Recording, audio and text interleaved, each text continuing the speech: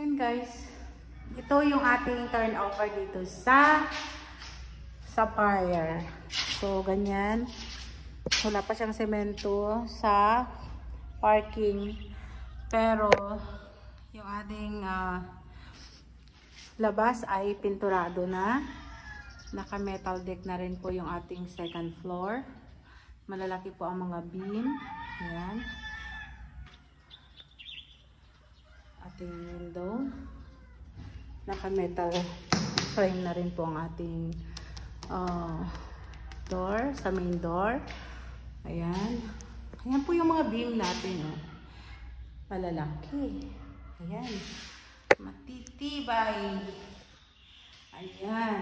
Metal deck na rin po ang gamit natin dito sa ating second floor. Ayan. Tapos, ayan.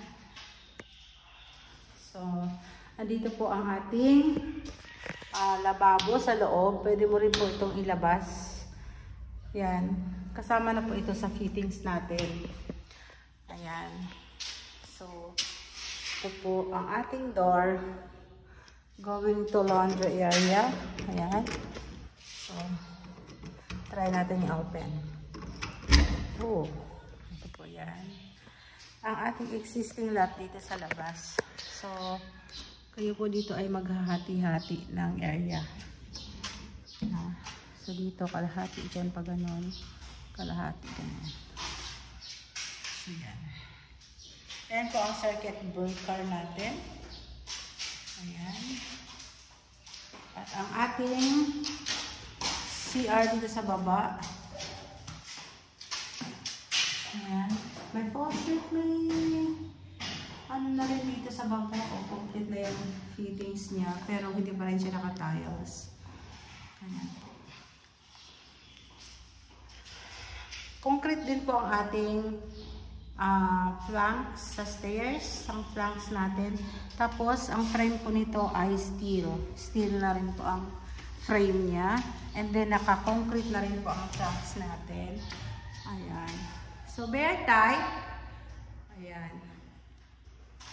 Kayo na ang bahalang magpa-provision ng 3 bedrooms. So, matibay ito. Buhos yan,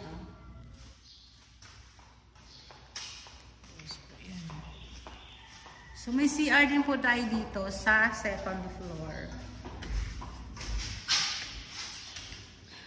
Ayan. Ito po yung CR natin. Bare type. Okay?